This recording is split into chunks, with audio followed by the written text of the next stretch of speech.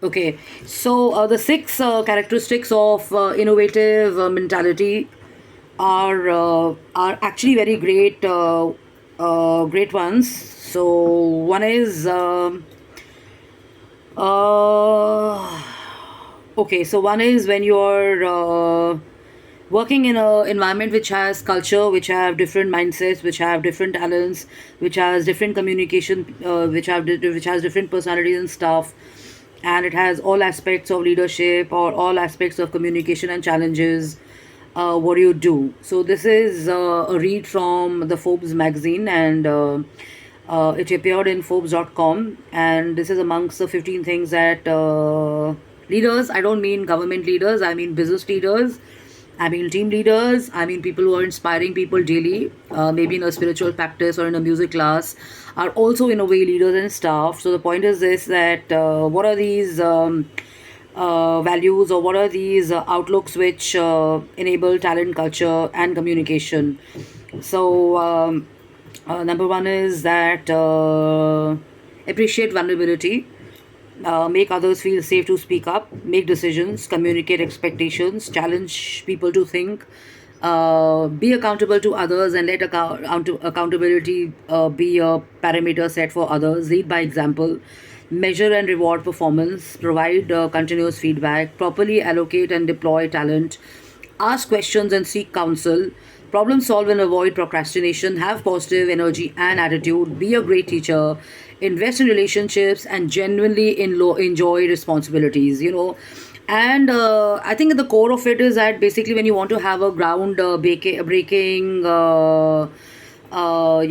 impact happening at work, or you want to have a certain influence on minds and other things, then you have to certainly have all these in place and stuff, because when people feel safe and when people are open to sharing and discussing and stuff, that's when they come forward and stuff. So not everybody is confident, not everybody is an extrovert. Some people are introverted, some people may be shy and stuff, and as there are all kinds of people in this world, we have to make them feel comfortable and safe to share their thought processes and their minds and stuff. And as you do that, you realize that people feel that it is okay to share, it is okay to kind of let you know of the challenges, and trust me, when you do that, many a times you'll realize that in those challenges you have opportunities, and as you have opportunities, you have more possibilities of going forward and stuff, and not getting held back by the bad experiences, or the bad strategies, or the bad culture, or the bad influence, let's say a certain thought process or a certain way of working in a setup has had. Okay, so I'm keeping it open to any and every kind of setup. And then they say that very important is that there should be humor, and people should not get personal in spaces of work and stuff like that. And having an educated leadership also helps, because it's very important to make sure that the people you spend time with and everything, they learn something when they go back. I mean, education is not available freely to everybody. So let's say you have a junior staff, or you have a labor class person, or you have someone who's in your team and stuff. With the thought sharing and with the intellect and education, or whatever you bring on table, if the person is also able to imbibe and grow and learn something positive from you, that's another sign of having a positive influence and being a great influencer or a leader. So in the world of influencing and everything, a lot of stuff which we see in entertainment, on TV or on social media, or in these overhyped, crappy. I'm saying crappy because really I feel that the minds of people in our country are at a huge risk if they follow programs of Shark Tank in India, because the kind of lingo, the kind of language, and the kind of misleading facts, and the kind of image they portray about our country is really messing up everything. And coming back to my point is that if you can have the right and positive experience, and you can guide people to the right direction, and give them the clarity, and give them right outlooks and perspectives about how certain things work in your country or in your systems and stuff, rather than just looking at what are you going to gain out of that and stuff, then you realize that you're actually influencing people, because influences influence becoming an influencer is so easy, I mean, you just pay money and you can start your own YouTube channel. You can have your own Insta page. You can have your own videos happening. You can have your own shows happening and stuff, and it doesn't take much except for money and popularity and branding, a little bit of hard work by hiring people to do that. But if you are genuinely wanting to be an influencer, make sure that you take accountability for the minds that you're honing and the information people are absorbing. And I would not like that to happen to me or to my loved ones or to people who work with me or the ones who are my friends and stuff, that they have bad experiences at work or they have bad experiences in their personal spaces. So that is why I emphasize so much, to kind of move on and to end the blame game and to kind of take responsibility and accountability. Stop dwelling and start thinking about what can be done to get over it. And it doesn't necessarily mean solution finding, it just means moving on and letting go. And when you do that, you realize that your life becomes a lot easier and stuff. And bad experiences are a part of your memory. They can come back at any point of time, but if you do nothing about it, it's good. And if you focus on the good and you focus on taking action, that will help you better.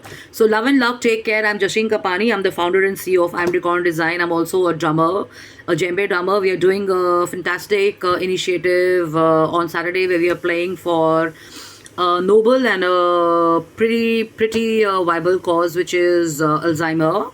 And I mean, in the flow of daily life and stuff, you do meet people who are in a certain age and they have these kind of issues and challenges happening at home. And I mean, this is one experience. Yesterday I met a neighbor after a very long time, and I realized that his mother is in a real bad spot, and he's 54 and he's had to kind of do less work and be around her more and take care of her and stuff. So there are many people like him who are sadly at home and stuff, and they have a situation to take care of. So it's better if we do not judge and we do not form mixed opinions or firm opinions in our mind about why people's businesses are not happening, why are they not working, or why are they in a certain bad spot. It's better to have an open mind and get to know the core before you kind of block your brain. And I mean, he's an inspiration because his daughter got murdered a few years back, and now the family stay here. So God bless them, and they have this situation at home and stuff. So we're all praying for him. So vulnerability is an asset, and when people open up, you realize that there is more to look at life also, in terms of goodness, in terms of prayers, in terms of getting together, in terms of standing up with each other, because we could be in the same spot as them. I don't mean that we're going to have a similar situation, but with life and the way it flows, one has to remember that nothing happens alone, and community matters a lot. And moral support and emotional support any day matters than any of the goddamn monies in this world. Yes, money can definitely take you to a hospital and buy you all the services and get you the right doctor and stuff, but if the spirit and if the emotional support or the strength of people in that situation is good and great enough, then any hardship can be taken in stride and dealt with. And I think Corona is one of those live examples how many of us have risen and kind of gone past a lot of challenges. So rather than looking at what went wrong, who did what, it's better to focus on what is going right and what can we do in our own capacity first, and expecting the other person to do anything. So take care, sayonara, adios amigos, and have a great day.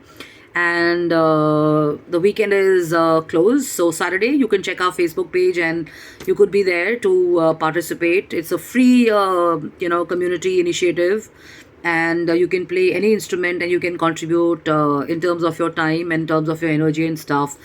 It doesn't take money, it doesn't take anything, it just takes an intent. And if you do not have an instrument, do not think much about that. There are people who will give you those instruments and stuff. So take care, bye bye, have fun, bye bye.